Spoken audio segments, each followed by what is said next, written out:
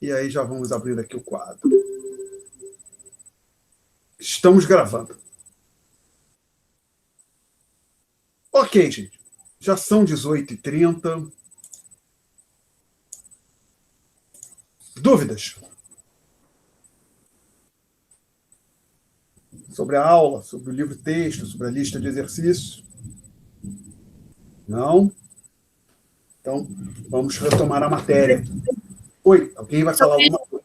É sobre a matéria da prova. Ela vai ser até a última aula antes da prova? Não sei exatamente. Vamos lá. A prova está marcada para o final de agosto, né? Daqui a 2 semanas, mais ou menos, não é isso? Esse tópico 3 com certeza entra, tá? Que ele vai acabar daqui a pouco. Provavelmente o próximo tópico também. Aí depende do andamento, do que acontecer nos próximos 2, 3, 4 aulas, tá legal? Beleza, obrigada. 1 e 2 com certeza, 3, 90. 3, não vejo como não cair, mas que tem um problema muito sério. A gente fica sem aula nenhuma, quase. Deve acabar hoje o 3, eu acho. Deixa eu ver exatamente. Sim, provavelmente a gente vai acabar hoje. Ou vai ficar faltando um pouco pedaço, não muito grande, para a próxima aula. E aí a gente vai começar o 4, e se o 4 cai ou não, vai depender do andamento, tá? O 5 não cai. Se a gente for muito rápido com 4, aí a gente começa o 5, mas o 5 fica para a próxima prova. A menos que não. Aí eu não vejo como isso vai acontecer. Suponho que, para minha surpresa, a gente encerre o 5 antes da primeira prova. Aí cairia, mas não vejo como isso possa acontecer. Então, de forma resumida, pergunta da Juliana. A dúvida que eu tenho no momento é se o 4 cai ou não na prova. 3 quase. 1 e 2 com certeza, 3 não vejo como não cair, e o quinto, o tópico 5, não vejo como ele possa cair. Então, a dúvida no momento é o 4. Mais perguntas, gente? Não? Então, vamos retomar a matéria. Então, só isso que eu tinha que fazer aqui. Os procedimentos da aula foram todos executados, tudo foi feito. Então, eu vou abrir aqui o PDF que tem as notas. Estamos no tópico 3, né? Estávamos mais ou menos na página 5. 5 do PDF, vamos ver. Não, página 4, na verdade. 3, na verdade. Talvez eu esteja muito otimista. Eu olhei, porque eu achei que estava na página 5. Eu deixei parado aqui na página 5. Então, a gente parou na última aula, mais ou menos no final do segundo terço desta página 3, iríamos entrar nessa seção aqui, o sistema do Federal Reserve. O Federal Reserve é o Banco Central dos Estados Unidos. Está dito aqui embaixo, né? Então, como eu disse, a gente vai discutir a estrutura e funcionamento do Banco Central. Então, ali no terceiro, acho que eu tinha falado muito também do Banco Central do Brasil, né? Vamos falar. O livro fala da Reserva Federal Americana, e eu levantei algumas informações que cobrem essencialmente os mesmos tópicos para o Banco Central do Brasil. Então, o Banco Central, senhores, isso independência no Brasil, nos Estados Unidos,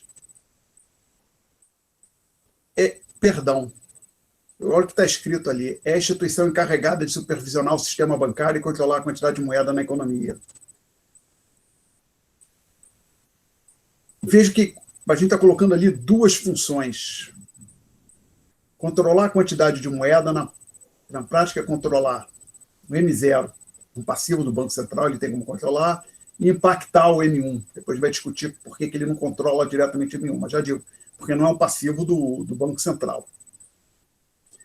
Então, a gente está colocando duas funções, controlar a quantidade de moeda e supervisionar o sistema bancário. Não necessariamente essas duas funções têm que estar na mesma instituição. Tanto no Brasil como na Reserva Federal, nos Estados Unidos, estão com a mesma função, tá? Ok? Então, você pode ter, inclusive, às vezes, parte da regulação dos bancos vai cair fora do Banco Central. Por exemplo, só para não ver, se um banco é uma sociedade anônima, tem ações negociadas de capital aberto, né? Sociedade anônima de capital aberto, com ações negociadas em bolsa, tem também que satisfazer os requerimentos, as regras impostas aqui no Brasil pela CVM, né? A Comissão de Valores Mobiliários. Então, aí, alguns exemplos de Banco Central. Fed, que é o dos Estados Unidos, Banco da Inglaterra, que é o Banco Central do Reino Unido, se chama Banco da Inglaterra, Banco do Japão, o Banco Central japonês, Banco Central Europeu, o Banco Central da União Europeia, os países que estão adotaram o euro como unidade monetária, e o Banco Central do Brasil. Então, nós vamos falar um pouco aqui do Fed.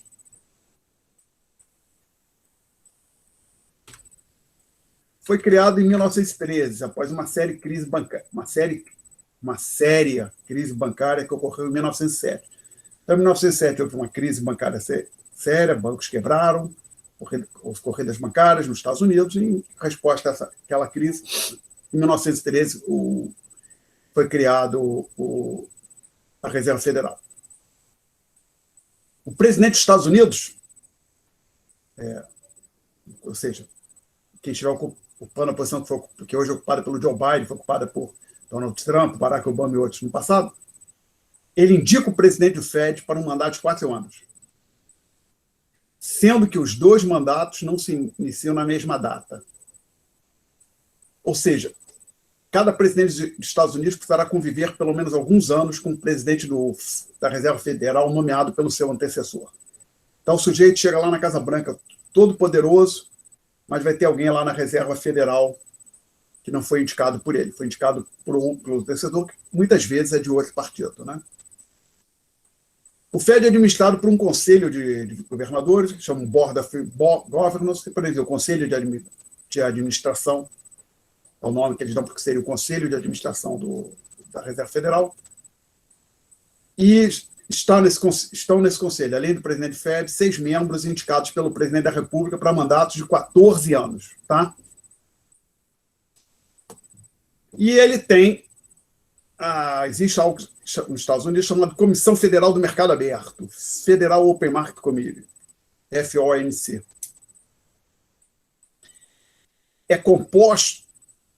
Essa comissão é composta pelos governadores mencionados na versão anterior, né? Os integrantes daquele Board of Governors, ou seja, não são os governadores da Flórida, do Alasca, de Arkansas, não, são os governadores mencionados no tópico anterior. E por 5 dos 12 presidentes dos bancos regionais. Esses bancos regionais é que a Reserva Federal não é uma entidade única. Ela tem uma Reserva Federal em Minneapolis, tem Reserva Federal tem uma unidade em Minneapolis, ou uma regional de Minneapolis, tem uma em São Francisco, tem em Nova York, tem em Atlanta, tá? Como está dito ali, 12, eu não me lembro exatamente todas agora de cabeça. Mas então 5 desses 12 presidentes fazem parte da chamada Comissão Federal do Mercado Aberto. Perguntas até aqui, senhores? Não? Bom. E o BCB, Banco Central do Brasil, foi criado em 31/12/64, já no regime militar. Tem ali o número da lei, 4595. Aí outro dia, no semestre anterior, quando eu estava lecionando essa disciplina, professor, acho que uma aluna perguntou se não tinha o Banco Central antes, como é que eu fazia, como é que existe, como é que as coisas funcionavam. Era o caos e continuou o caos depois que o Banco Central funcionou, foi criado ainda por um bom tempo. Parte do problema da gente ter a inflação alta era o caótico, a estrutura que nós tínhamos. Vamos ver se eu consigo aqui falar rapidamente. O que existia em algum momento foi criado no Brasil algo chamado SUMOC, isso bem antes do Banco Central, Superintendência da Moeda e do Crédito. E aí a SUMOC era uma coisa relativamente pequena, mas que foi o que deu origem ao Banco Central, e muitas das suas atribuições eram legadas para o Banco do Brasil, que existe até hoje, esse banco estatal. E o Banco do Brasil misturava algumas funções que seriam típicas de Banco Central também, uma confusão, e continuou depois. Aí, com a criação do Banco Central, a SUMOC foi extinta, e a SUMOC foi convertida e expandida em Banco Central do Brasil, mas o Banco do Brasil continua sendo a autoridade monetária. Existe algo chamado conta-movimento. Basicamente, conta-movimento não pomposo dá para o seguinte: o Banco Central podia emitir moeda criar reservas do mesmo jeito que o Banco Central. Ou seja, o Banco do Brasil tinha muito mais facilidade de criar moeda do que o Bradesco e os outros bancos. E isso só foi eliminado em 1986, se eu não me falha a memória. Inclusive, quando eu estudei pela primeira vez esses conceitos de base monetária, não se falava o Banco Central como emissor da base monetária. O emissor da base monetária era uma entidade fictícia, autoridades monetárias compostas pelo Banco Central mais o Banco do Brasil. Fazia parte da base monetária, que se chamava base monetária na época, os depósitos à vista no Banco Central. Aí depois isso mudou, quando acabaram a conta movimento, aí houve a separação de vez. O Banco do Brasil perdeu a possibilidade de criar moeda da forma que ele fazia no passado, né? E isso contribuiu posteriormente para a estabilidade monetária, mas ainda demorou 8 anos, de 86 a 94, né? A diferença. A estabilização foi em 94. Um comentário, eu falei aqui que o conta-movimento foi extinto em 1986. Não estou 100% certo deste ano. Eu posso, talvez, ter errado pode ter sido 88, 89, tá? Bom, vamos agora nos ater ao que está escrito aqui. Então, primeiro, travessão. Banco Central, data de criação do Banco Central. Segundo, o seu presidente e seus diretores são indicados pelo presidente da República. Ou seja, hoje seria Jair Bolsonaro, no passado Temer, Dilma e outros, ou seja, pessoas que ocupam aquele cargo indicam o presidente do Banco Central e os demais integrantes da diretoria, e essas pessoas precisam ser aprovados pelo Senado. Tá? Ninguém vira diretor do Banco Central sem ser aprovado pelo Senado. De acordo com as informações disponíveis no website do Banco do Brasil, em 7 de julho de 2021, a instituição tem 8 diretorias, ou seja, 7 de julho de 2021. Recentemente eu olhei, um pouco mais de um mês, conferi as informações. Tem ali o website. Então, está dito ali que ele tem 8 diretorias, tem que ser indicado pelo Senado. Desculpe que tocou um telefone aqui, me atrapalhou, me desconcentrou, eu peço perdão. Depois do telefone tirado aqui, acabei ouvindo, tirou minha concentração. Presidente, isso. Sim, isso é importante. O presidente da República pode destituir o presidente do Banco Central a qualquer momento. Ou seja, o presidente da República estando insatisfeito com o desempenho do presidente do Banco Central, ele pode afastá-lo. O pequeno ônus que tem, ou não necessariamente pequeno para o presidente, é que o substituto que ele indicar vai ter que ser aprovado pelo Senado. Só para deixar claro, não tem a figura do vice-presidente do Banco Central. Que aí, se eu saio o presidente do Banco Central, assume o vice-presidente, para completar o mandato, não. O presidente da República resolveu tirar o presidente do Banco Central, ele tira, ele vai ter que indicar o novo, e o nome do novo tem que passar pelo Senado. Perguntas até aqui? Então, um ponto importante só é que,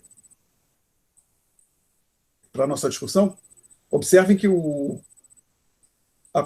presidente da República no Brasil tem muito mais facilidade de efetuar intervenção, interferir no funcionamento do Banco Central, do que nos Estados Unidos. Tá? Nos Estados Unidos, o presidente tem um mandato fixo. O presidente da República não gostou, quem está lá, azar o dele. Vai ter que viver com isso. Para o bem ou para o mal, a Reserva Federal tem mais autonomia que o Banco Central do Brasil. Bom, nós temos aqui algo chamado Copom, Comitê de Política Monetária, que foi instituído em 20 de junho de 1996. É inspirado pelo FOMC, Federal Open Market Commission da Reserva Federal, e instituições similares de outros bancos centrais, vinculados a outros bancos centrais. Então, é composto pelo presidente e os diretores do Banco Central do Brasil. Alguns chefes de departamento também participam das reuniões, mas não têm direito a voto. Que diabo é isso aqui? Bom, a estrutura do Banco Central é a seguinte: presidente, presidência, diretoria, departamentos. Então, presidente, diretores, e aí o próximo, terceiro escalão, chefe de departamento. Alguns chefes de departamento podem participar dessas reuniões do Comitê de Política Monetária. Quais? Imagino que, na época que eu trabalhei no Banco Central, isso tem mais de 20 anos, tinha um departamento de mercado aberto. Imagino que, se ainda existe o departamento de mercado aberto, eu acho que sim, o departamento de mercado aberto vai participar, provavelmente. Tinha também um departamento, chamado, acho que era DEMAP, tinha um DEMAB, Departamento de Mercado Aberto, e tinha um DEMAP, com P no fim, que era basicamente departamento de aquisição, compras, né? Compra de material. Então, porque eu, a princípio, imagino que o presidente do departamento lá daqui, responsável por aquisição de material, participe da reunião, assim como também o pessoal o departamento de recursos humanos, né? Imagino que não. Tá? Mas tem um departamento de operações internacionais, ou que está encarregado de gerir as reservas internacionais, possivelmente esse participa. Após cada reunião é divulgada uma ata da dita reunião, da referida reunião. E aí eu listo ali a fonte para onde eu consegui tirar essas informações. Estava neste endereço aqui do Banco Central, daqui, ó. Não. Para depois, porém, saiu do ar, eu achei nesse aqui, consegui recuperar no Web Archive, tá? Então, o Web Archive é um pessoal que é um site que guarda, faz o arquivo das páginas internas do Estado que elas estavam. Não tem de todas, mas muita coisa você acha. Então, você queria saber aquele web, como é que era a primeira página do jornal tal no dia tal. Às vezes você vai achar no Web Archive. Tá? Então, basicamente, a primeira vez que eu montei esse tipo de material, eu usei esse website aqui, depois ele sumiu. Mas aí eu recuperei o Web Archive. Então, tá. Quem quiser pode conferir lá. Sistemas de metas de inflação. Perdão, desculpa antes de falar do sistema de metas de inflação. Alguém quer fazer alguma pergunta? Não? Bom, nesse sistema de metas de inflação, que é o que está em vigor aqui desde 1900, está em vigor no Brasil desde o começo de 1999, segundo o mandato do presidente Fernando Henrique, essencialmente, e não é só no Brasil, o Reino Unido segue esse sistema, Nova Zelândia, vários países do mundo adotaram o sistema de meta-inflação. De forma simplificada, o Banco Central anuncia que ele tem um objetivo, uma meta para a inflação, 2%, 3%. Normalmente, ele diz assim, olha, a meta é 3% com tolerância de 1% ou 0,5% para baixo ou para cima. Então, o centro da meta é 3%, o teto é 3,5%, o piso 2,5%. Tá? E é um sistema que tem funcionado muito bem. Bem no seguinte sentido, por uma evidência que tem funcionado bem. Até hoje, nenhum país que adotou o sistema de meta de inflação voltou atrás. Tá? Por exemplo, regime cambial. Toda hora, volta e meia, tem país, por exemplo, a Argentina tinha câmbio fixo até 2000, abandonou. Tá? Volta e meia, então você tem países que tinham um sistema de câmbio fixo, por exemplo, câmbio fixo e abandonam o regime de câmbio fixo. Então, isso é um sistema que tem funcionado relativamente bem. E atributos importantes desse sistema são transparência, desculpe, não é só o Banco Central chega e diz, a meta é essa. Não. Ele faz o anúncio da meta, ele diz o que ele tem que comunicar, o que ele está fazendo para atingir a meta. Então, se a inflação começar a ficar muito alta, ele tem que dizer, eu vou fazer tal ajuste para puxar a inflação de volta para dentro do intervalo desejado. Se ela ficar muito baixa, a mesma coisa. E alguns autores consideram que isso resolve, pelo menos para eliminar o chamado problema de commitment. Commitment, não tem uma boa tradução para essa palavra, então eu deixei em inglês, mas poderia traduzir como compromisso, obrigação de manter, uma coisa nessa direção. Tentar dar um exemplo bem simples com esse essa questão de commitment. Por exemplo, supõe que tem uma empresa, tem duas empresas operando num setor, só as duas, tá? E aí uma delas, o presidente de uma delas entra em contato de outra empresa, aí pensa que basicamente elas estão separadas geograficamente. Por exemplo, um país qualquer, um opera no norte, outro opera no sul. Então eles têm monopólio, uma tem monopólio no norte, outra tem monopólio no sul. Aí o presidente da empresa do norte fica sabendo que o presidente da empresa no sul está pensando em abrir uma loja, como que sejam varejistas, numa cidade do norte. Aí o cara fica indignado, pega o telefone e diz para o outro: olha, se você abrir a loja, na hora que você abrir a sua loja aqui, eu vou jogar os preços todos no chão, você nunca vai recuperar o investimento que você fez nessa loja. Ok. Problema, será que essa ameaça é crível? Que realmente, se o presidente do norte cumpriu a ameaça, não faz sentido.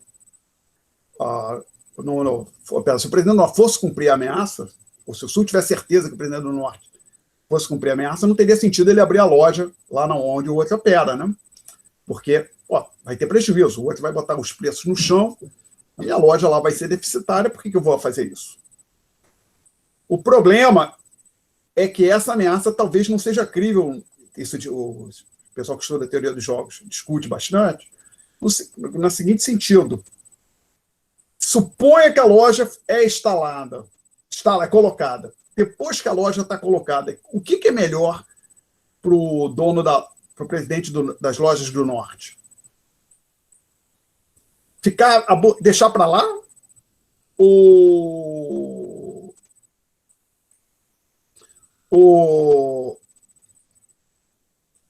realmente puxar os preços para baixo? Qual é o problema dele puxar os preços para baixo? Que tem um custo para ele também, né, grande, talvez maior do que o que ele perde com a existência da loja da empresa do Sul, ali na sua localidade. Todo mundo entendeu essa discussão?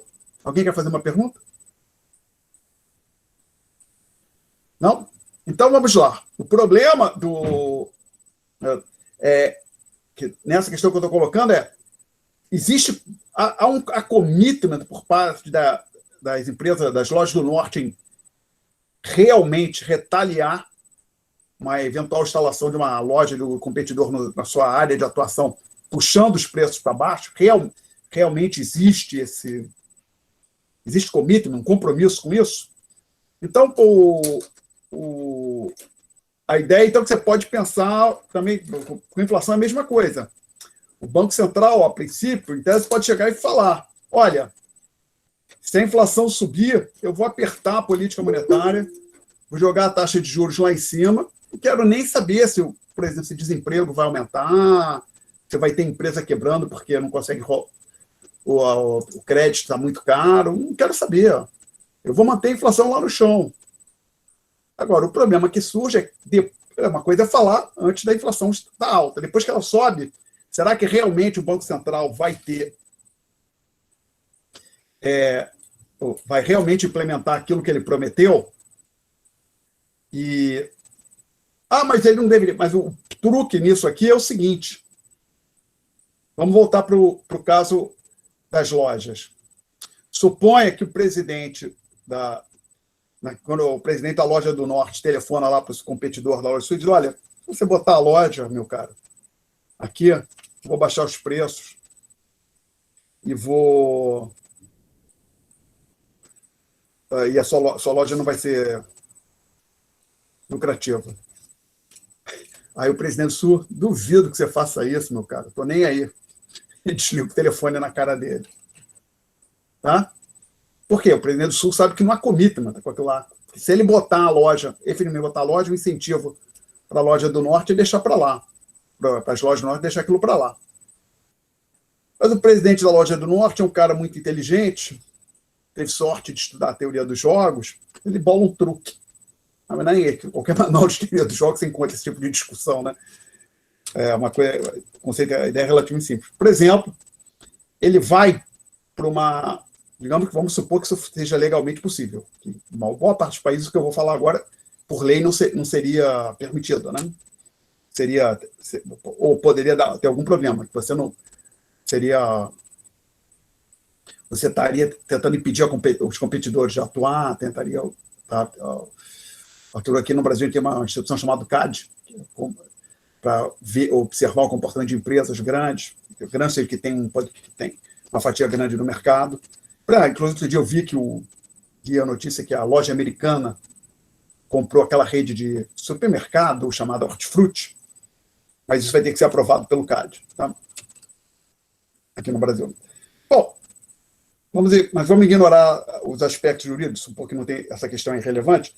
Então, o presidente do Norte reúne o conselho, e, por sugestão do presidente das lojas do Norte, o conselho das lojas do Norte, o conselho de administração das lojas do Norte, baixa a seguinte norma: se apareceu, se aquele pessoal do Sul abrir uma loja aqui no território que a gente opera,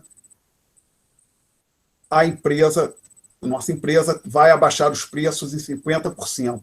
Se isso não for feito, o presidente e todos os diretores serão demitidos.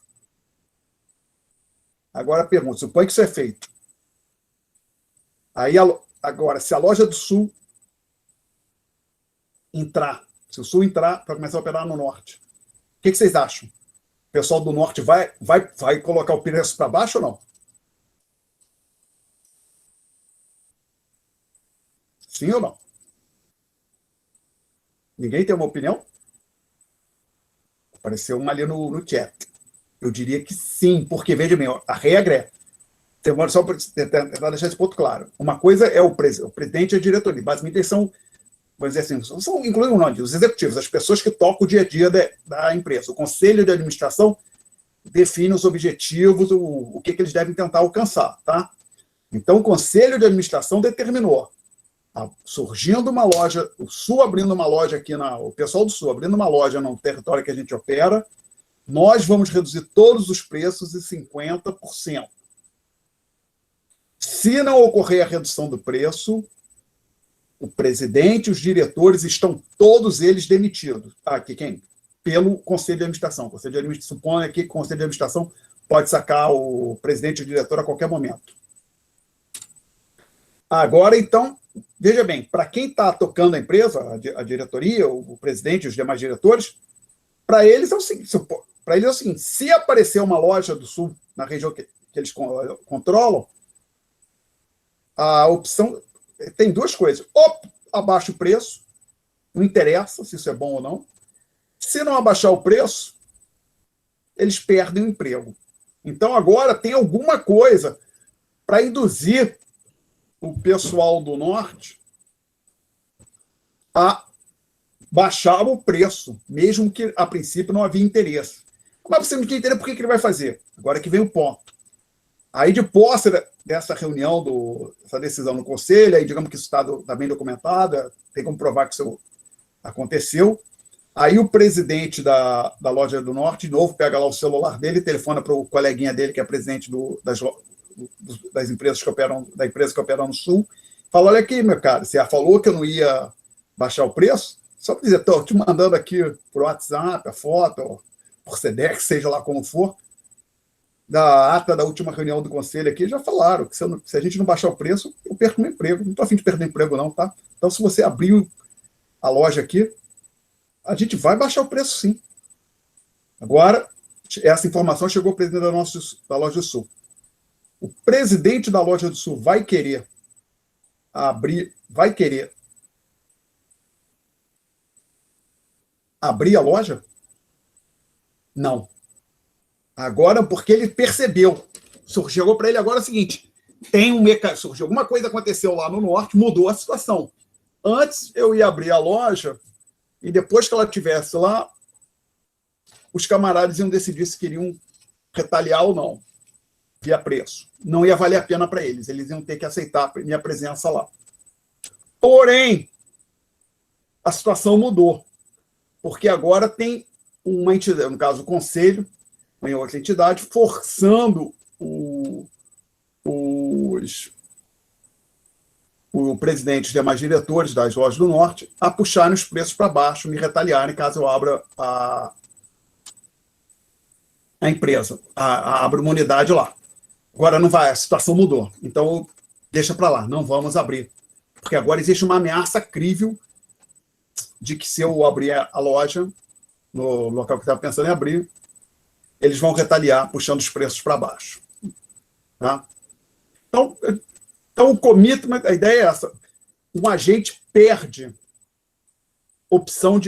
algumas opções, mas é no melhor interesse dele. Ele perde, que no caso, a loja, essa descrição que eu estava dando, as lojas do Sul perderam a opção de não retaliar via preço, e ao perderem essa opção, eles estão induzindo o outro agente, no caso, os diretores da outra entidade, da outra rede de lojas, a não abrir uma unidade lá no local que eles operam. Ok? Então, commitment funciona. A ideia é essa: é que o agente fica amarrado a seguir um curso de ação, mesmo que, a princípio, ele não teria interesse em seguir esse curso de ação. Então, a ideia, volta agora por causa de inflação. O Banco Central diz, olha,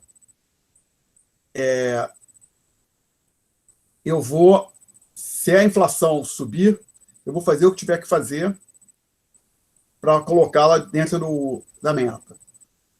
Aí, o setor privado pode olhar, e daí? Papo furado. A gente sabe que se a inflação subir, eles simplesmente vão deixar para lá, vão mexer um pouquinho de nada com juros, mas não vão tomar nenhuma atitude séria. Então, é possível, possivelmente a inflação vai ser alta mesmo. Bom, então, assim, por exemplo, quando tiver uma renegociação de salários entre o sindicato e uma empresa, eles podem estar antecipando que a inflação vai ser alta. Porém, quando cria um sistema que, por exemplo, uma das coisas que chama meta inflação.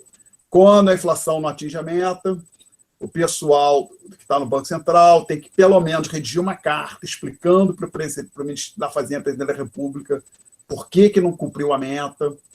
E se não cumprir a meta repetidamente, possivelmente pode perder o cargo, né? Ou, a princípio, isso não é algo que as pessoas gostem, né? De perder, de serem afastados de seus empregos. Então, você cria o sistema de meta de inflações, de certa forma, ele cria um arcabouço institucional no qual fica custoso para o Banco Central não tomar medidas para conter a inflação quando ela começa a subir. Tá? Basicamente, elimina do Banco Central a possibilidade de não combater uma inflação alta. Perguntas? Bom, então, vamos ver aqui a próxima página, o que acontece quando a gente vira para a página 5. Então, nós vamos começar a falar em bancos e oferta de moeda. Então, vamos lá. O Banco Central, senhores, tem pleno controle sobre a M0, que é a base chamada base monetária. A gente discutiu na aula passada. Porém, os bancos comerciais também são ofertantes de M1. Aí o Banco Central não tem mais controle sobre isso. Porque M0 é um passivo do Banco Central. Então, nós vamos estudar nesta sessão como que os bancos, que não os chamados bancos, os bancos comerciais, né, influenciam a oferta de moeda. A gente vai começar, então, o caso simples de 100% de reserva bancária. Suponha que não exista nenhum banco na economia. E, nesse caso, vamos supor que, inicialmente, o M0 era igual a 100. Tá? Então, veja, se não tinha nenhum banco na economia, não havia reservas bancárias, então esse M0 igual a 100 era simplesmente papel PMPP, né? M0 igual a PMPP, que é igual a 100, que é aquele de reserva, que lembra, o M0 é PMPP mais reservas bancárias.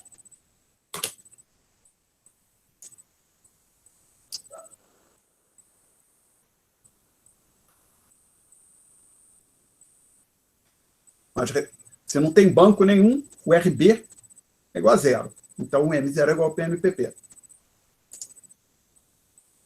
Aí, acontece alguma coisa, surge o primeiro banco nessa sociedade. E as pessoas olham, gostam, que legal, esse negócio chamado banco, né? Tinha no outro país ali do lado, tinha isso, funciona bem, que legal. Aí as pessoas pegam os seus recursos monetários, o PMPP que elas tinham, e depositam nesse banco. Mas suponha, conforme o título menciona, que esse banco que surgiu, que o autor chamou de primeiro Banco Nacional, ele mantenha tudo como reserva, ou seja, 100% de reserva bancária, quer dizer assim, todo repósito que ele recebe, ele guarda como reserva. Então, após as pessoas efetuarem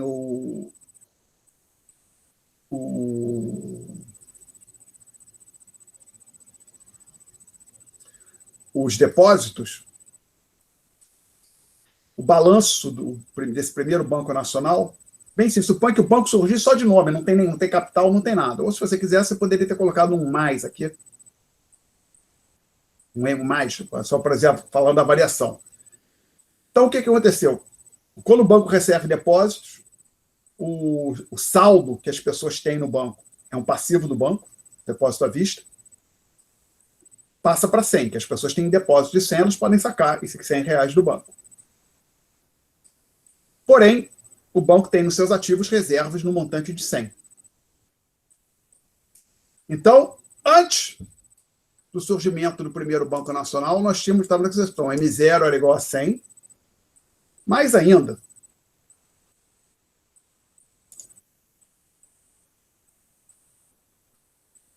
então, o que eu estou dizendo assim, M0 igual a... Poderia colocar assim. Desculpa. Como não havia banco, então, esses dois, o RB e o DV, nulos, né? Então, M0 era igual a 100, que o PMPP, desculpe, era igual a 100. E o M1 era igual a 100, que lembra? M1 é igual a PMPP mais DV. Então, DV era igual a zero também. Tá? E só uma pequena coisa que eu comecei a rabiscar aqui. A gente ainda fala para música unplugged, meio que. Então, eu estou indo unplugged aqui, não elaborei esse pedaço, né? Só para deixar claro, essa definição, isso que eu estou marcando em vermelho, e essa definição são válidas em qualquer contexto, existindo nenhum ou 15 milhões de bancos operando na economia. Tá?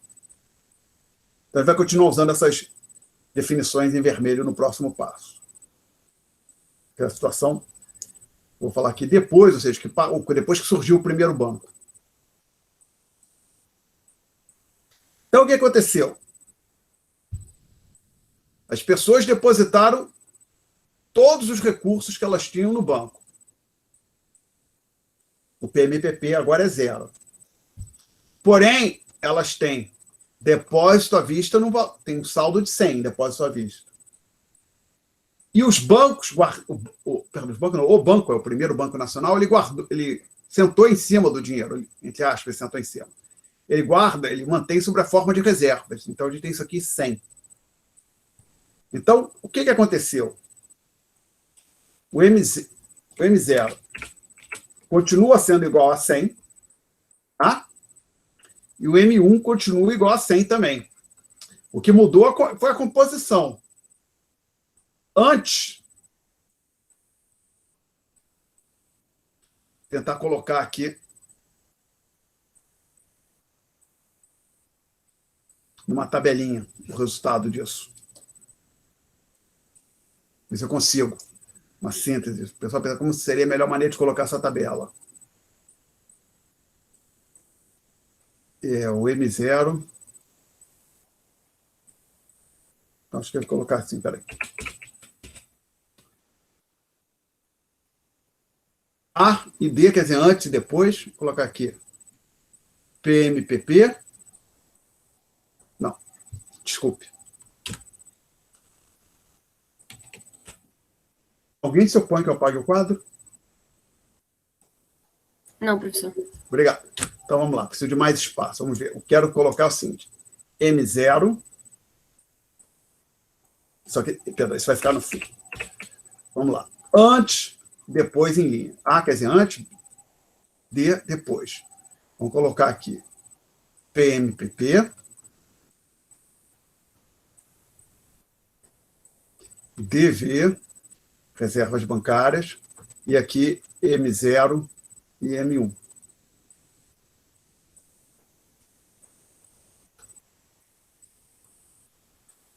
Se o meu blá, blá, blá estiver certo, tudo que eu falei estiver certo, aqui teremos que ter 100, 100, 100 e 100. Então, vamos lá. Antes do banco surgir, as pessoas tinham 100 em PMPP. Não existia banco, então essas duas coisinhas aqui eram nulo. Tá? Então, M0 e M1 tinham que ser iguais a 100.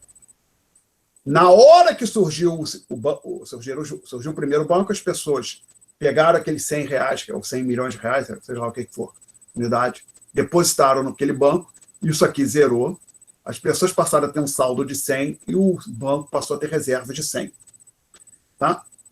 Então, o valor total, o valor do M0, o valor do M1 não mudou. Porém, a composição mudou. O PMPP era 100, zerou, e tanto DV e RB, que eram nulos, passaram a ter o valor 100. E um ponto importante aqui nesse exercício é que o M0 é igual a M1. O M0 é igual a M1 porque a gente está trabalhando com as reservas de 100%. Tá? E detalhe, deixa eu conferir uma coisinha aqui. Ver se o erro foi meu ou do livro. Erro ou procedimento infeliz, tem o nome que quiser. Só de conferir. Esse é o capítulo 15, não é isso? Não. Capítulo é esse mesmo do manual. 16. Sistema monetário.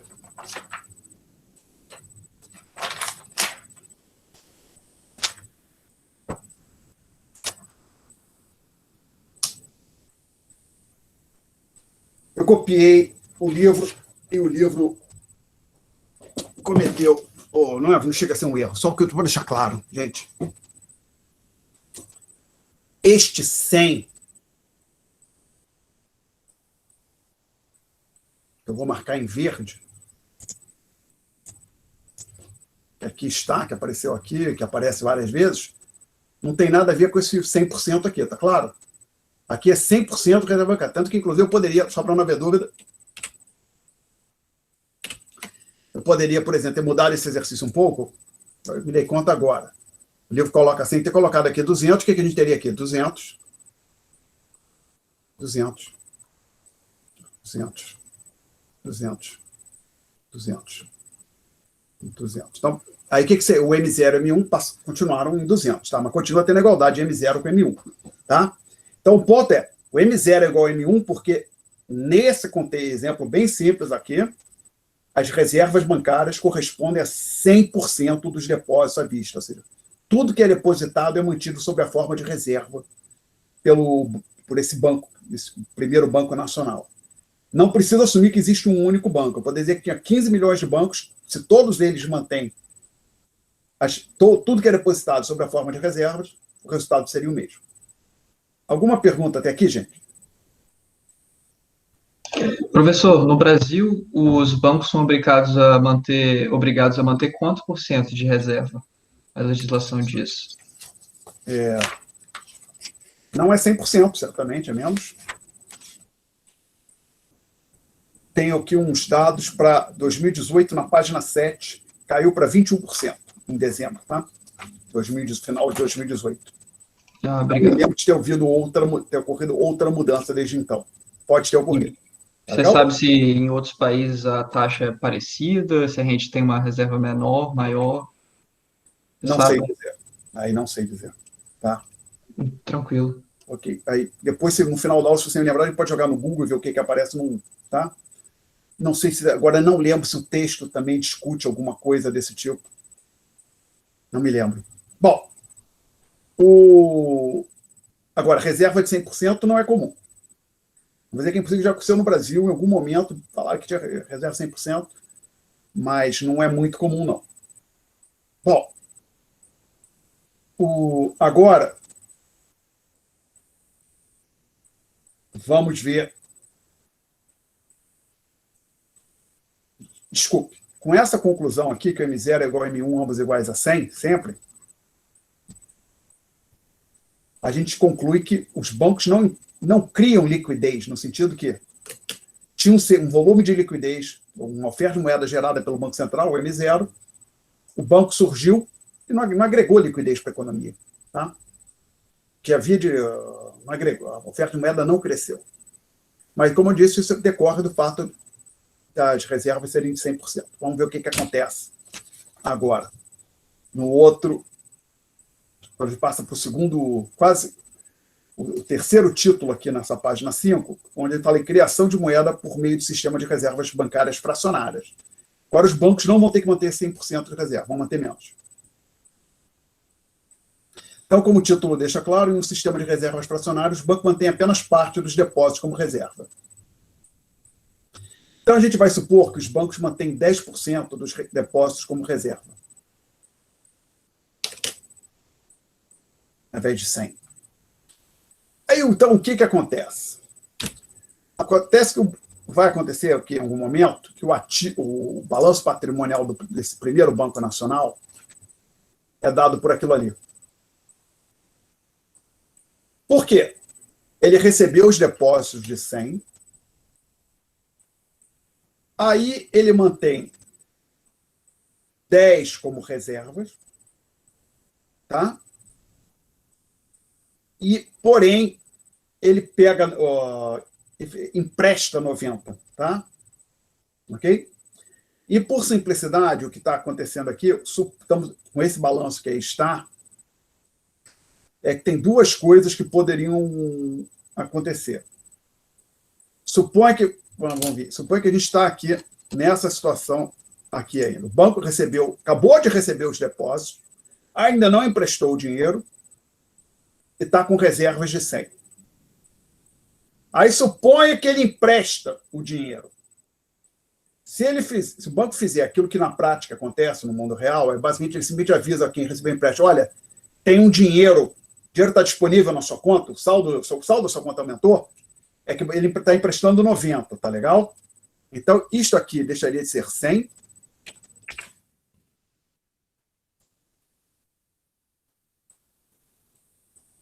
E passaria a ser 190. Tá? Mas ele continuaria com as reservas de 100, ok? Quando a gente vem aqui nessa figura, aqui, nesse balanço aqui embaixo, o pressuposto, acho que se eu não falei na hora, o livro não explica isso em detalhe, mas o pressuposto é o seguinte: o banco emprestou o dinheiro e o sujeito sacou correndo, ou simplesmente pode, por simplicidade, dizer que o banco pegou R$90 em cédula, ou 90 milhões em cédulas e moedas e entregou na mão de quem recebeu o empréstimo. Ok? Então, nós vamos trabalhar com esse balanço que está aparecendo aí no quadro, que é o que está tirado do livro. Tá? Eu até coloquei embaixo. Talvez o livro mencione, desculpe. O montante emprestado foi sacado do banco. Então, a pessoa recebeu um empréstimo de 90 e sacou do banco. Então, se chegou a ser depositado na conta dela, na hora que o sujeito, quem recebeu o empréstimo, vai lá no banco, dinheiro está tipo legal, corre no banco e saca, isso aqui volta para 100, sai de 190 e volta para 100, e como ele sacou, as reservas que eram de 100 passam para 10. Tá? Bom, nesse contexto aqui, qual é o valor da base monetária e do M1? Vamos refazer as contas. Vamos lá. O PMPP, depois que a pessoa pegou o dinheiro emprestado, saca o dinheiro do banco, é igual a 90. Os R$90 que quem pegou o dinheiro emprestado sacou. As reservas do bancárias ficaram em 10. Então, o M0 continua 100.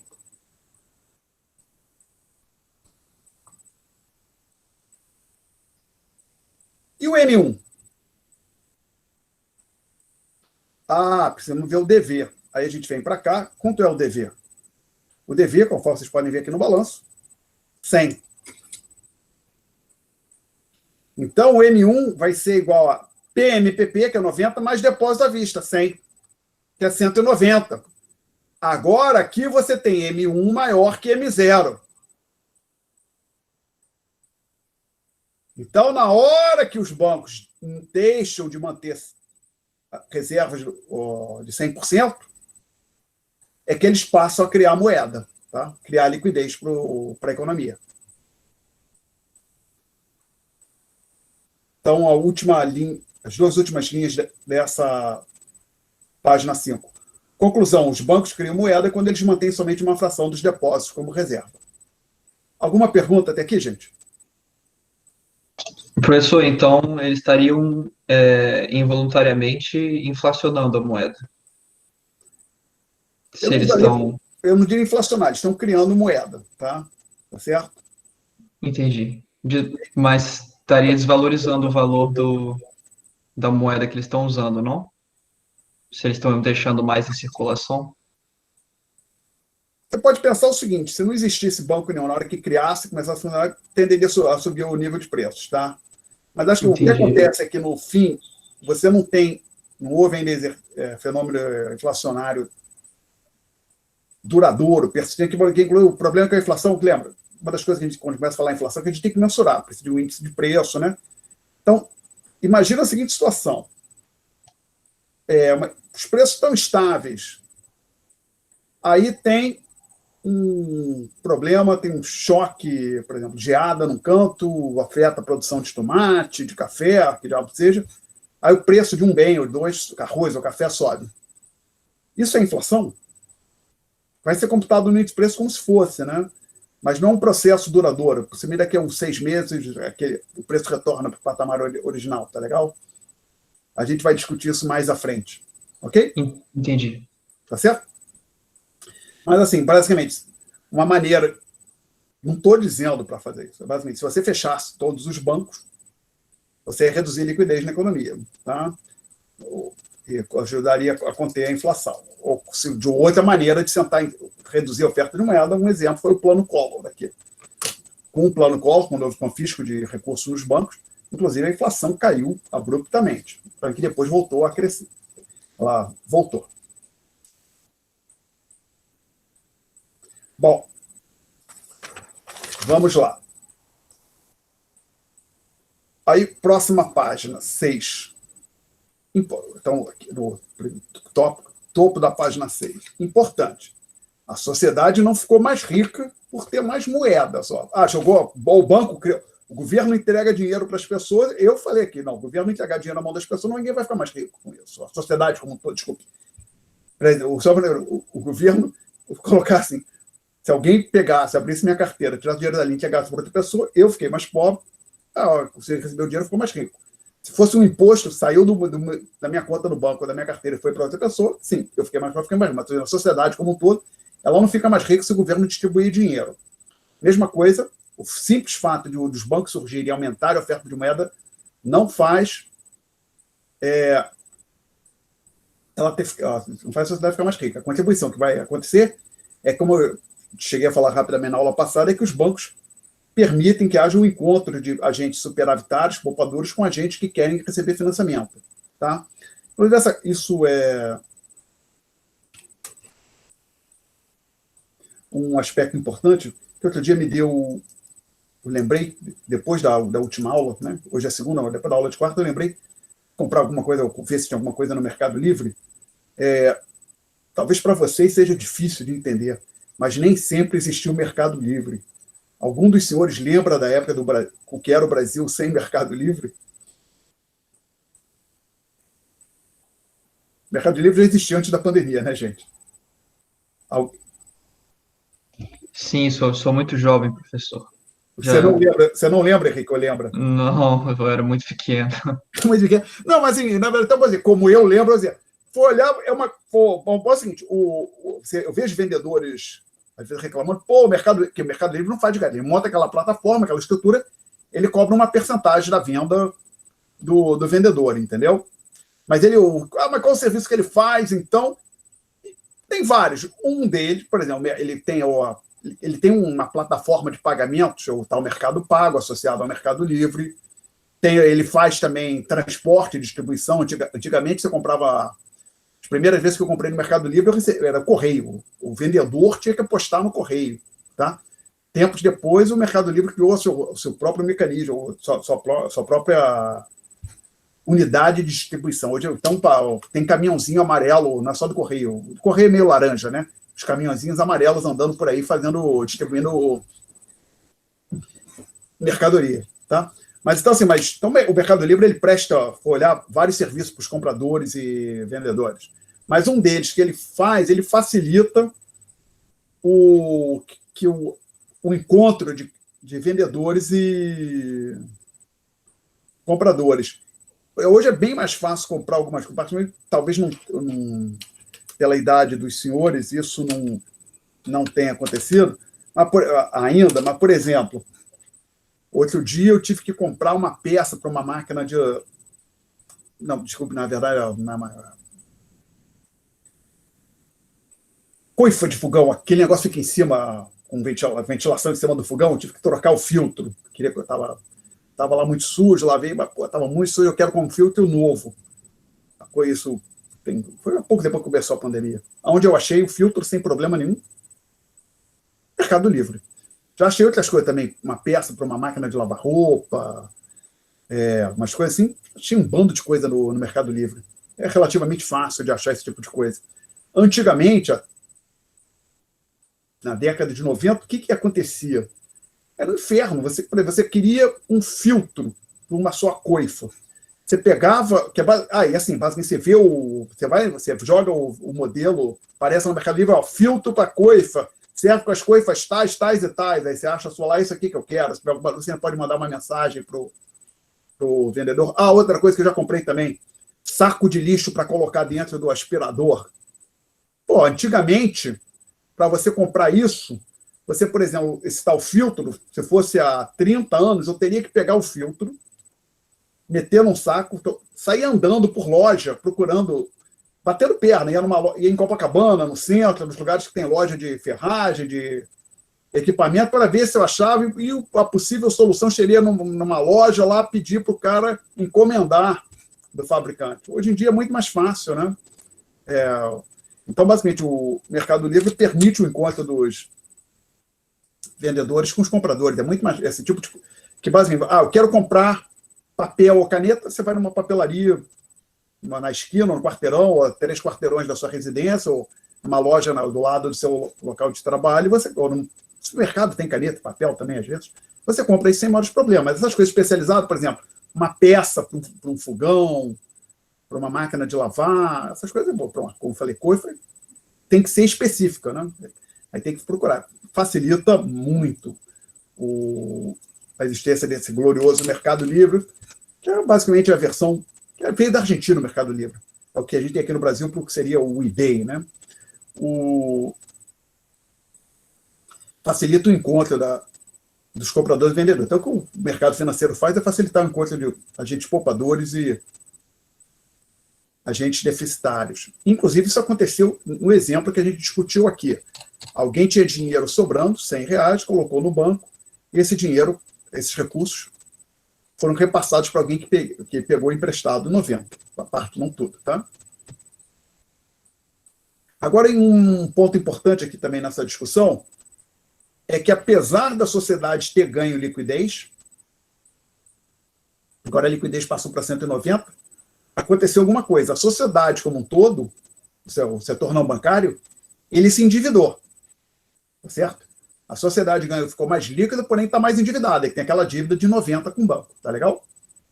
Que não existia antes. Então, a contrapartida da criação de liquidez é o endividamento do público não bancário também. Perguntas?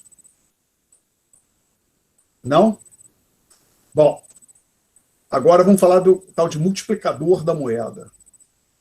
As pessoas gostam dessa palavra multiplicador. Normalmente, acho que associam ela a uma conotação positiva, né? Quer dizer que é neutra, não é nem positivo nem negativo. Vamos ver o que diabo está por trás dessa ideia de multiplicador. Ah, uma máquina que sai imprimindo dinheiro? Não, não, não.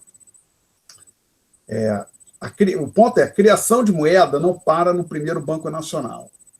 Então, vamos supor agora que existe um sistema bancário inteiro nessa sociedade. E existe o primeiro, o segundo, o terceiro Banco Nacional. Até ou pode dizer Banco 1, Banco 2, Banco 3. Eu estou pegando os nomes que tem lá no livro-texto. Agora, aquela pessoa que pegou os R$ 90 emprestado no primeiro Banco Nacional, ela deposita no segundo Banco Nacional. Ou, se ela não deposita, supõe que ela gaste os R$ 90 e as pessoas que receberam os R$ 90 depositam no segundo Banco Nacional. E eu estou colocando aqui no segundo Banco Nacional para seguir a exposição do livro-texto. É só uma simplificação. Aqui isso poderia ser no próprio primeiro, você foi depositado de volta no primeiro Banco Nacional. Não teria diferença nenhuma. Mas para deixar a exposição um pouco mais clara, é o seguinte, a gente entrou no segundo Banco Nacional agora. Então, R$ 90 saíram do primeiro Banco Nacional, ou quem pegou emprestado depositou correndo no segundo Banco Nacional, ou gastou e quem recebeu depositou no segundo Banco Nacional. E na discussão que se segue aqui, a gente vai assumir que todos os bancos trabalham com reservas de 10%, da ordem de 10% dos depósitos. Então, o que acontece no segundo Banco Nacional? Ele recebe os depósitos, aí vamos supor que acontece a mesma coisa, só que numa escala um pouco menor do que aconteceu no primeiro Banco Nacional. O Banco Nacional recebeu depósitos de 100, guardou 10% como reserva e fez empréstimos de 90 e os 90 saíram do banco, não ficaram, senão teria ficado aqui só os 190. Acontece a mesma coisa aqui, só que em vez de com 100 é 90.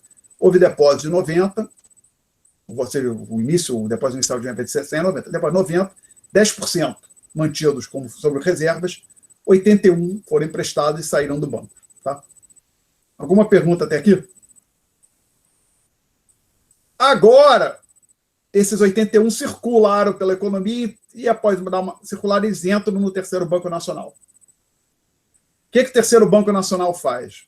Então, ele recebeu esse depósito de 80, então, olhando aqui, ele mantém 10%, que é 8,1, como depósito, e efetua empréstimos de 72,9. Tá? E aí vai ter o quarto Banco Nacional, que vai receber depósito de 72,9, vai manter como reservas 7,29, que é 10% de 72,9, emprestar a diferença, aí a gente vai ter um ciclo. Então essa reticência aqui, não era isso que eu queria fazer, desculpe, no momento aqui aparecem umas reticências aqui, ó. As reticências quer dizer, esse processo continua indefinidamente. E a gente quer calcular a oferta total de moeda que vai emergir no fim desse processo, que as pessoas vão depositando dinheiro repetidamente nos bancos. Perguntas até aqui, gente? Bom, o que vai ser a oferta total de moeda? A oferta total de moeda, vamos lá. A gente tem 100 aqui, ó, no passivo do primeiro banco. Então, depósito à vista de 100 aqui. Depois você tem depósito à vista de 90 aqui. Depois 81. Então, nós vamos ter com oferta de moeda, vão ter 100, 90, 81. E a ideia aqui é o seguinte, só para não ver dúvida. Enquanto alguém tiver dinheiro em mãos, elas vão depositando nos bancos. O processo se encerra quando o PMPP zerar. Tá legal? Zerou o PMPP, o processo acaba. Tem uma simplificação aqui que pressupõe-se que a moeda seja infinitamente divisível. Tá? A gente sabe que ela tem no máximo, por exemplo, 2 decimais. Mas vamos ignorar esse complicador aqui. Tá? Bom, Então, na hora que o dinheiro já está todo ele depositado nos bancos, o que vai ter como no M1? PMPP vai estar zerado. No M1 você vai ter um bando de depósitos em bancos diferentes. Então, a gente vai somar 100 lá no primeiro banco, 90 no segundo, 81 no terceiro, 72,9 no quarto, e assim vai. Observa que isso aqui é igual a 100, isto aqui. Desculpe, agora eu quero fazer o seguinte. Vou tentar isso aqui. Vou dar um print screen aqui.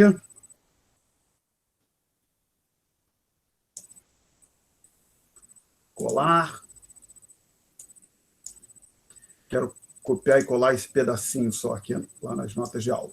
Notas de aula no quadro.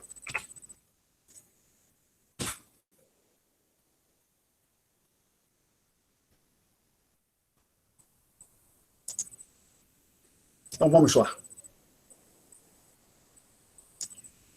Isto aqui, meus caros, também é conhecido como 100 vezes 1.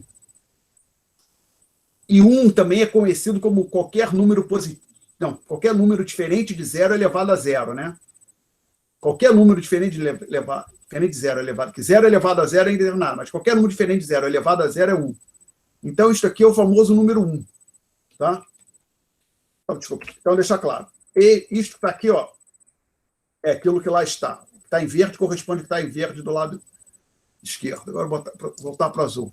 Este 90 que aqui está é igual a isto aqui, ó. E agora o 72,9. Este 72,9 que aqui está... Ops, não, foi rápido demais, desculpe. 81. 81 que aqui está é igual a isso aqui, tá? Eu não coloquei, poderia ter colocado aqui, ao invés de ter colocado as reticências, vamos ver se eu consigo apagar. Estender essa conta aqui mais um pouquinho. Pegar agora uma outra cor. Não, ali eu estou usando preto, né? Então vamos manter o preto aqui. 100 vezes 0,9 elevado ao cubo. Ah, mas será que é verdade isso, Alexandre? É. Mas tudo bem, não precisa acreditar. Só não... Vou pegar aqui minha calculadora, espero não me enrolar.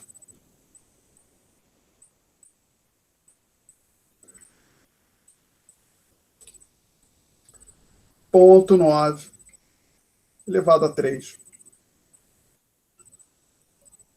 100 vezes. Vai dar. Isto aqui só para não ter dúvida. Então, vou botar agora aí numa outra cor. Esse cinza claro.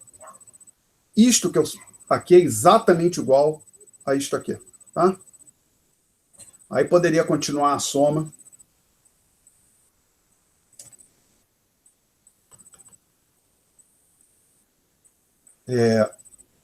Aí você cai nisso aqui.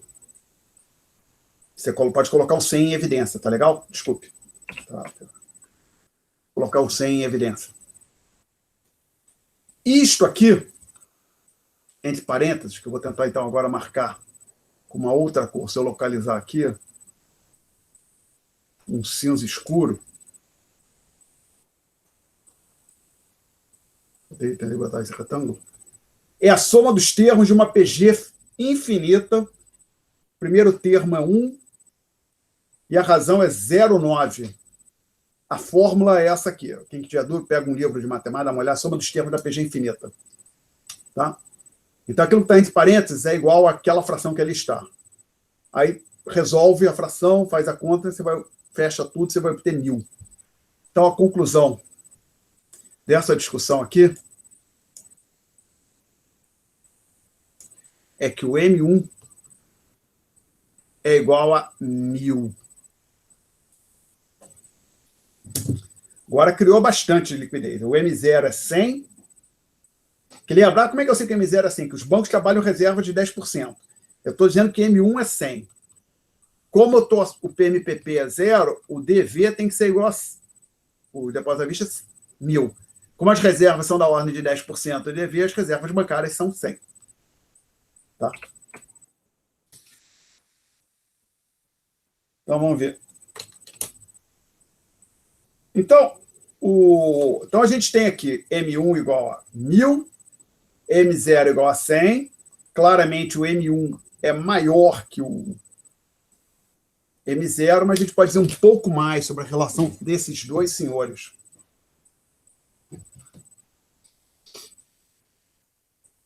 Voltar aqui para o PDF.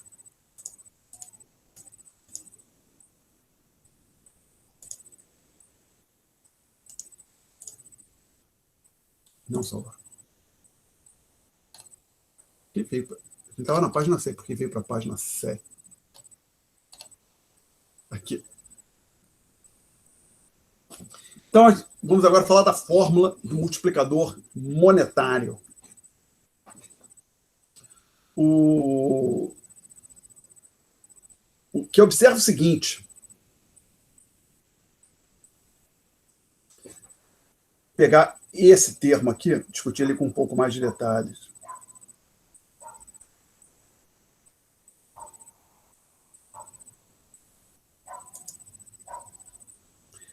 Tentar apagar. Não, desculpe. Acho que dá para fazer nesse espaço aqui embaixo. Discussão que eu quero fazer, não. Não é isso que eu quero, perdão.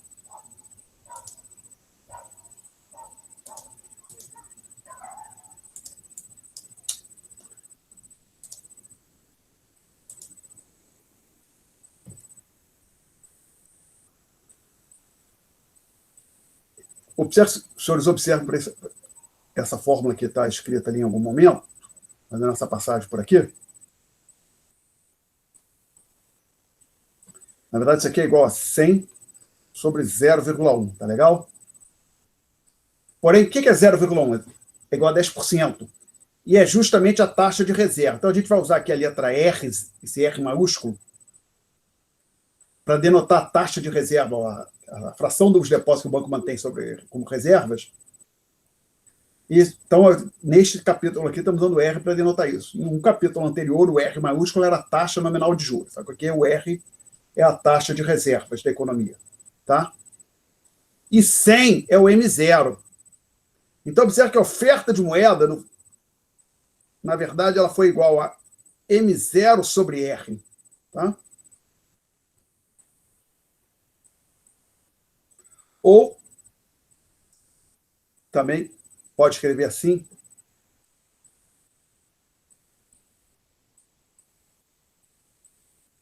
separar aqui 1 sobre R e multiplicar assim, M0. Aí você pega esse senhor 1 sobre R, chama ele de Mzinho.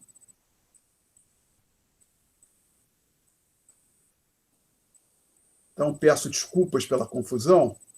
Então, esse pedaço aqui seria o quadro 1, isto aqui seria a parte 2 do quadro, isto outro que eu vou criar aqui é a parte 3 do quadro. Então, agora, você tem o seguinte, o M1 é igual ao Mzinho vezes o M0. Então, esse Mzinho é o chamado multiplicador monetário. Tá? E sendo que, só para refrescar a nossa memória, o Mzinho é igual a 1 sobre R. Como R é no máximo 100%, no máximo 1, você pode ter certeza que o M é maior ou igual que 1. Usualmente, o M vai ser maior que 1. Porque as reservas, normalmente os bancos não vão manter 100% dos depósitos como reserva. Tá ok? Perguntas até aqui? Então, vamos olhar aqui nas notas. Fala. Desculpa, eu não entendi o quadro 2. O quadro 2, eu peguei isto aqui, ó. Tá vendo aqui que eu marquei em azul? Ainda dá para ver ou já está muito confuso? Não dá para ver. Escrevi aqui, ó. Tá? Uhum. Aí, na verdade, agora, o que é 1 menos 0,9? É 0,1. Então, isso aqui é 100 vezes 100 sobre 0,1, tá legal? Uhum. Mas lembra, quem é esse 100? Esse 100 aqui é o próprio M0. O M0 é igual a 100. Tá? Base monetária. E 0,1 é 10%. que é aquela fração dos depósitos que os bancos mantêm sob forma de reservas. Então, estou denotando essa fração pela letra R maiúsculo, tá legal? Lembrando que aqui R maiúsculo é essa fração reserva. Em outro tópico, o R maiúsculo era a taxa nominal de juros, tá legal? Aham. Então, 100 sobre 0,1, na verdade, é M0 sobre Rzão. Essa fração aqui, ó. Ok? Sim. Aí eu simplesmente escrevo desse jeito, 1 sobre R vezes M0. Aí eu chamo esse 1 sobre R, chamo de Mzinho. Dou o nome de Mzinho. Aí eu chego na minha grande fórmula aqui, que o M1... tá? Que inclusive, no fim, isso aqui, ó, é igual ao M1, tá legal? Esse 1000 vai ser igual ao M1. O M1 é igual a Mzinho vezes M0. 100, que é o M0, vezes 1 sobre 0,1. 1 sobre 0,1 é 10, tá? Então, aqui é igual a 0,1. E o M0 é igual a 100. Tá? Ficou mais claro? Foi a Juliana que fez a pergunta, eu acho. Foi. Entendi. Obrigada. Então, voltando aqui para o nosso PDF, a gente obteve, estava discutindo quase como essa fórmula, a gente obteve essa fórmula, viu de onde ela veio. Então, dado o M0, o M1, o Mzinho é o chamado multiplicador bancário. E o autor assumiu, por simplicidade, que PMPP igual a zero. Ou seja, na discussão que está acontecendo aqui, olha, basicamente, PMPP igual a zero, todos os recursos foram depositados nos bancos. Tá? Se você eliminasse a hipótese de MPP igual a zero, você tiraria uma outra fórmula, que é um pouco mais complexa, a gente não vai discutir aqui, mas você não precisa... não, isso só funciona se o PMPP for igual a zero. Não. Você pode assumir que o PMPP é positivo e tem uma outra fórmula mais complexa para o chamado multiplicador monetário, tá? Ou seja, nesse caso aqui, onde as pessoas não guardam papel moeda, o multiplicador monetário é igual a 1 sobre R. Em outro, se não for, se tirar essa hipótese aqui, você obtém uma outra, faz o mesmo tipo de conta, um pouco mais trabalhoso, mas você vai obter uma outra fórmula. Perguntas? Ok. Então, vamos ver até onde nós chegamos. Tentar entender. Alguém se opõe que eu apague esse quadro? Coisa horrorosa, meu Deus. Posso? Então, lá vai. A gente discutiu conceitos de moeda. Estamos focando aqui em M0 e M1. Tá? A gente verificou que o M0 é menor. Estritamente falando, menor ou igual. Usualmente vai ser menor. E que existe uma relação dada entre o M0 e o M1, dada por esta fórmula aqui, onde o Mzinho é o chamado multiplicador monetário. Ok? O M0 é um passivo do Banco Central. Então, ele tem controle sobre o M0. Basicamente, se o banco pode não ser uma boa ideia, não vale a pena, mas se quiser, não. Fecha o Banco Central. Decreta férias coletivas para os funcionários do Banco Central por 30 dias. M0 não muda. Pronto. Então, não estou dizendo que isso é uma boa ideia, tá? Mas assim, o que eu estou querendo dizer é o seguinte: há como o Banco Central controlar de forma direta, o governo, o M0, que é um passivo do Banco Central. O M1 não é um passivo do Banco Central. Ele não controla diretamente. Tá? Bom, poderia talvez, mas veja bem, pressupondo assim, o Banco Central pode colocar os seus funcionários de férias, mas não poderia colocar os funcionários do Banco do Brasil, do Bradesco de férias, mas em tese poderia, né? Mas vamos ignorar essa possibilidade. Então, assim, o problema é que o ponto é, o Banco Central ele tem controle direto sobre esta variável aqui.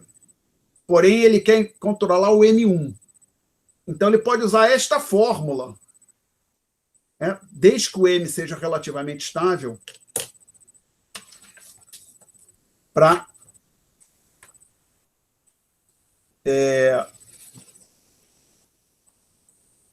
controlar a oferta de moeda, o M1. Observe, inclusive, só para não haver dúvida, chamando a atenção aqui, observe que essa fórmula que está circulada em vermelho pode ser escrita trivialmente dessa forma aqui. As variáveis são positivas, né? Então, pode fazer isso. Ou distintas de zero, né? Se o M0 fosse zero, aí teria um problema aqui. Em todo mundo é diferente de zero, também posso escrever isso aqui, ó. Tá? Aí peço para os senhores darem uma olhada na última página. Tabela 1. Primeira coluna, o que eu teria? M0 sobre M1. M0, tá? Ou seja, isso aqui é 1 sobre M, né, na forma percentual. Então, 1 sobre M foi quando eu falo de 0,77, 0,75, tá? Lá, o menor valor aqui, 73,5 foi o menor valor. O maior, 77,1. Tá? O M, então, consequentemente, o M foi relativamente estável. Então, o Banco Central, pelo menos,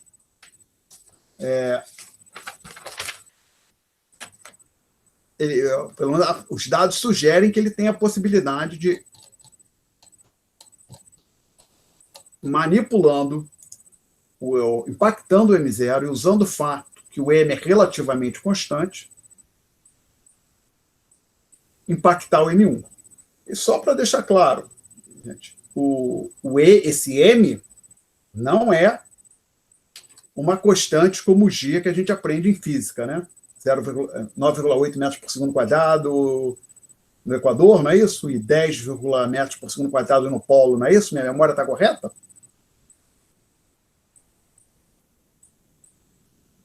Hã?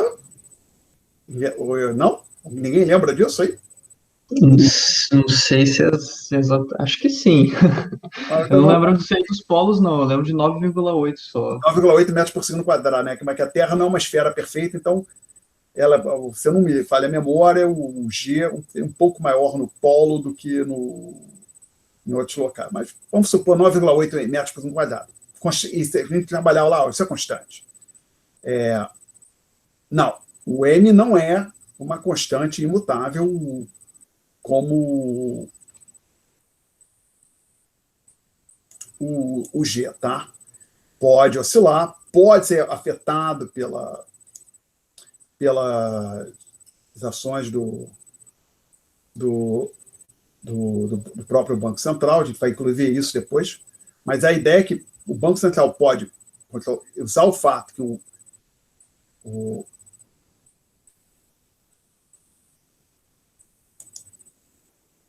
o M1 é igual a Mzinho vezes M0, e o Mzinho é relativamente constante, para impactar o M1 no momento que ele impacta o M0. Tá? Bom, vamos ver então agora. Então, é essa a ideia. Como que agora o Banco Central pode impactar o M0, consequentemente impactar o M1?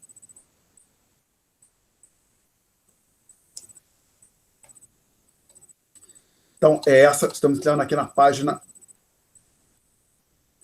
7. Os instrumentos de controle monetário do FED. São do FED e qualquer outro banco central do mundo. As chamadas operações de mercado aberto. As operações de mercado aberto são utilizadas com uma frequência. A operação de mercado aberto é a operação de banco central, compra e vende títulos públicos. Então, a ideia é a seguinte: o Banco Central vende títulos, são títulos do Tesouro, né? O Banco Central tinha no seu ativo títulos da dívida pública, títulos do Tesouro. Aí ele simplesmente faz o seguinte: ele vende esses títulos, ele entrega, pode pensar assim, ele está entregando títulos para o público, pode ser para o Bradesco ou para outro, mas basicamente, ele venda títulos para o Bradesco.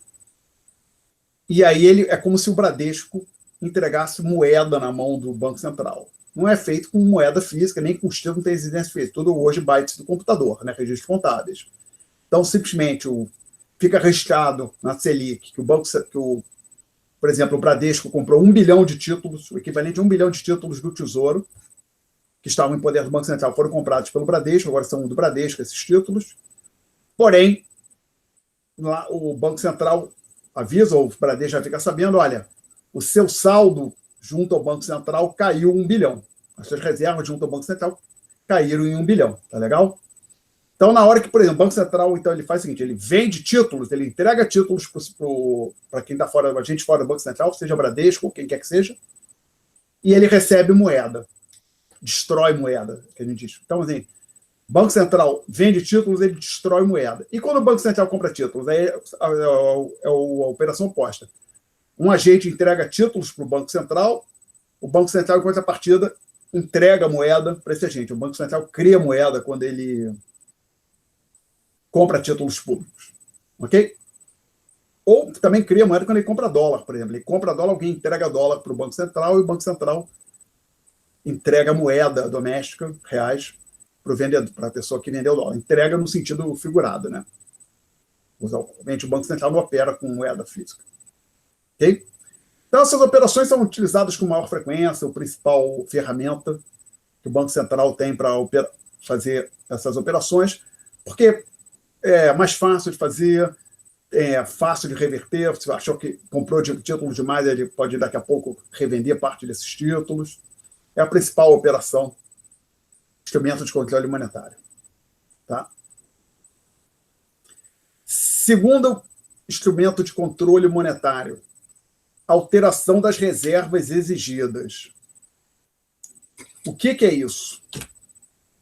A gente falou aqui o que tinha essa variável R, que era a taxa que os bancos mantêm como reserva. Também não é uma constante, até porque o M não é, lembra?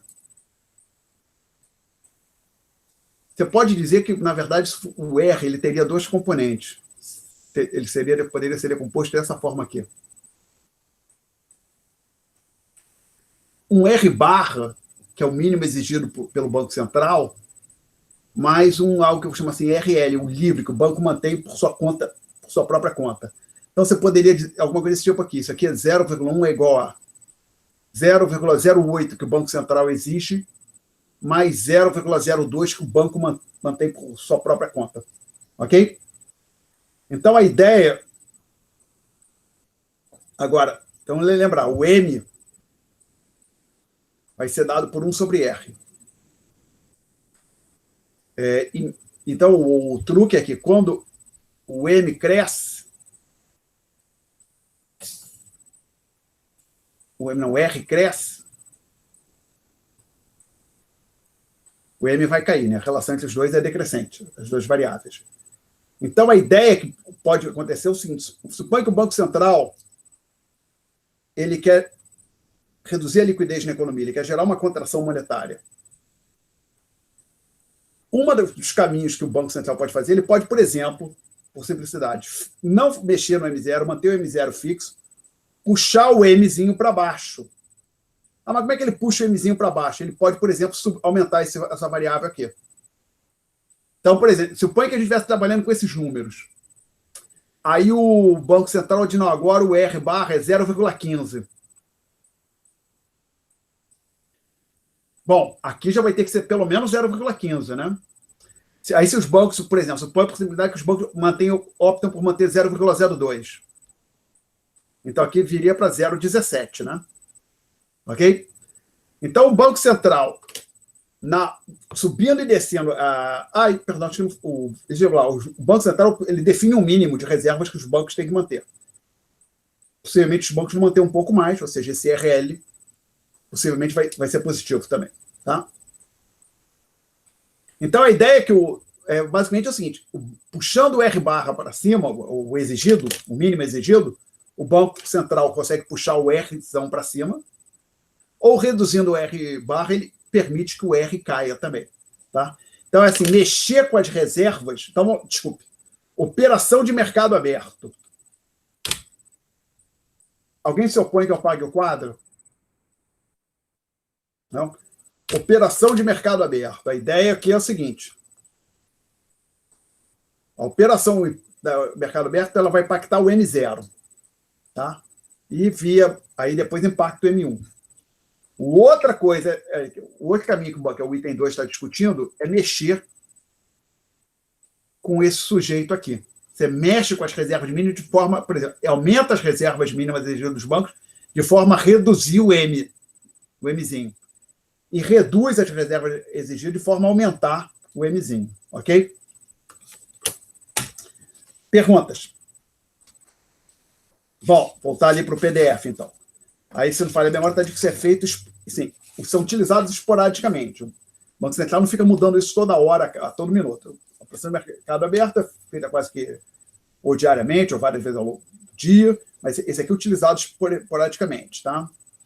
A última mudança que eu localizei, quando eu dei esse curso a primeira vez, tinha sido em 2018. Não sei se teve uma outra. 40% em janeiro, fevereiro e março, caiu para 25% de abril a novembro e 21% em dezembro. Então, você observa que houve uma queda gradual, não foi toda de uma vez só. Tá?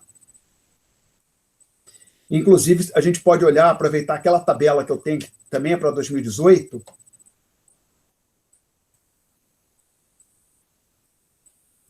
tabela que a gente tem aqui no final, e ver o que aconteceu.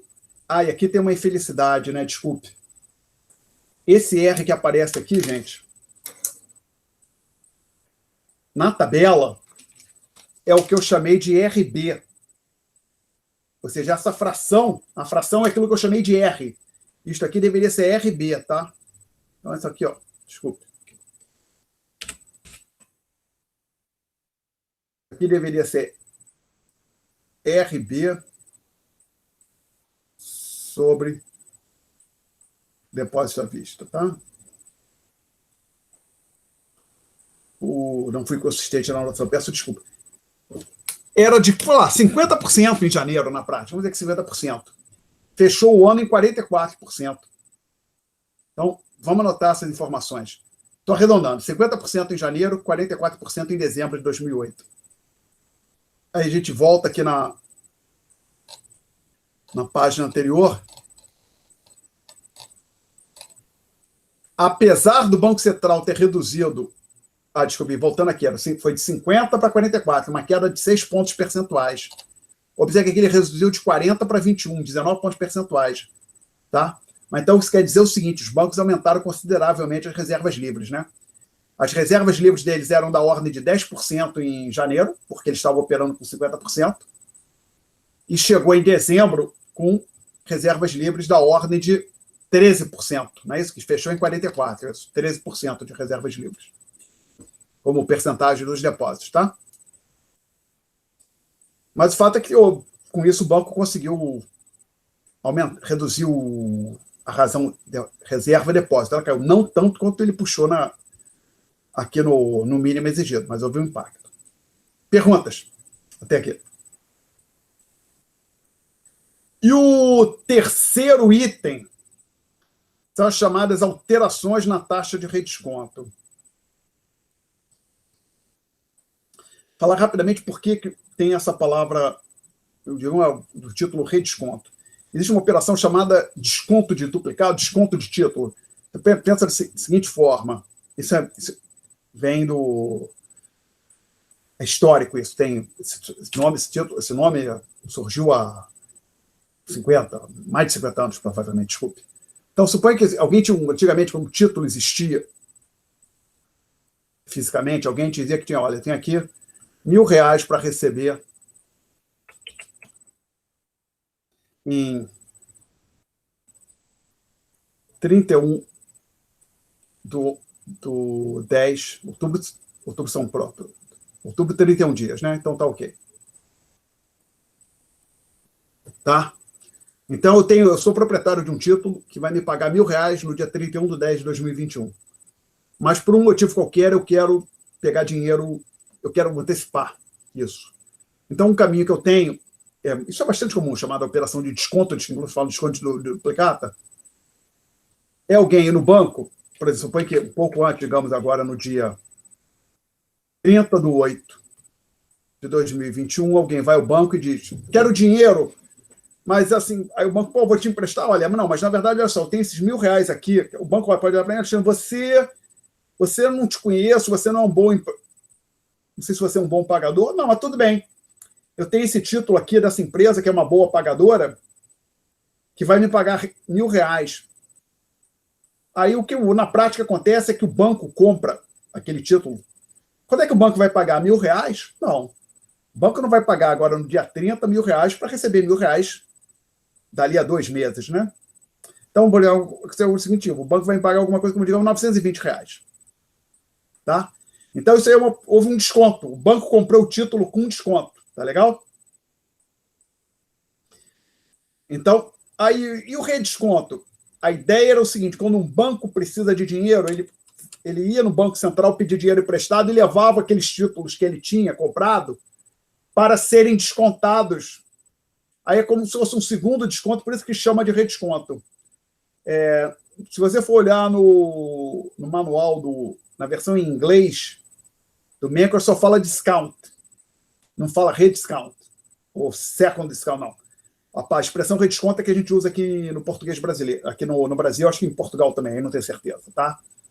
Então, então a ideia é assim, o redesconto veio daí, que os bancos pegavam títulos que eles já tinham comprado com algum desconto e levavam para o Banco Central, vendiam para o Banco Central. Então, por exemplo, suponha que aí o Banco Central, possivelmente o Banco Central vai aplicar um novo desconto. O Banco Central vai chegar, olhar para aquele e dizer, te pago 850, banco. Aí tem uma nova rodada de desconto, tá ok? Então, é daí que vem o nome redesconto. E de onde é que por que isso é relevante aqui para a gente? Essas alterações na taxa de redesconto é basicamente, pode pensar assim, o redesconto é um canal, uma fonte de recursos que está disponível para o banco. E, usualmente, o banco não quer pegar dinheiro emprestado ali.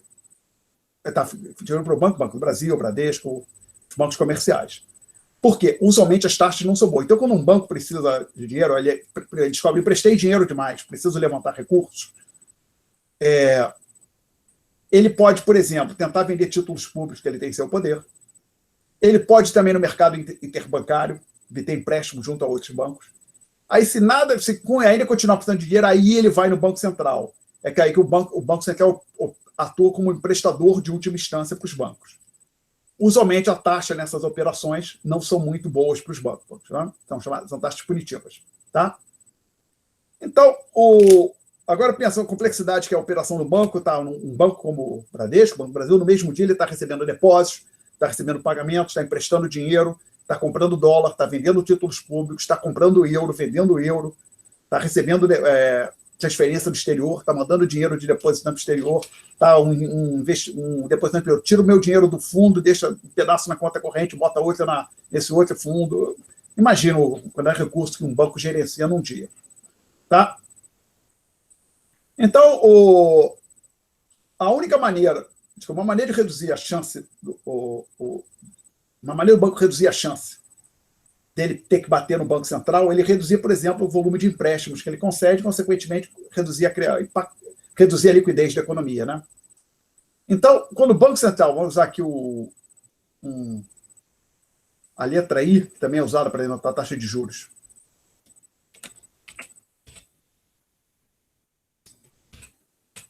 Minúsculo, tá? Também é usada IRD, I do redesconto. Quando o Banco Central anuncia para os bancos, eu aumentei a taxa de redesconto, os bancos descobrem, ficou mais complicado, é pior, é um cenário pior para mim bater lá do que era antes. Então, o que o banco tem que fazer? Tem que ser mais cauteloso, emprestar menos. Então, na hora que o Banco Central puxa a taxa de redesconto para cima, ele está induzindo, criando um incentivo para que os bancos emprestem menos dinheiro e, consequentemente, isso reduz a liquidez da economia. O oposto acontece quando o Banco Central puxa a taxa do redesconto para baixo. Ali ficou menos desagradável, é uma opção não tão indesejável pegar dinheiro agora no Banco Central. Aí, então, o banco, não é que o banco vai sair, você que não. Basicamente, o banco, olha, então tá, eu estava pensando em fazer empréstimo na magnitude X, agora eu posso um pouco além de X, talvez. Tá? Porque se eu precisar ir no redesconto, não vai ser uma taxa tão alta como seria antes. Então, o Banco Central ele quer induzir os bancos emprestar menos, que os bancos emprestem, fazer com que os bancos emprestem menos dinheiro e, consequentemente, reduzir a oferta de moeda, ele puxa a taxa de redesconto para cima. Ele quer, induzir os bancos a emprestarem mais dinheiro, ele diminui a taxa do redesconto. Tá? Perguntas? Não? Então, senhores, são 8h10. Eu vou parar aqui, vou interromper a gravação.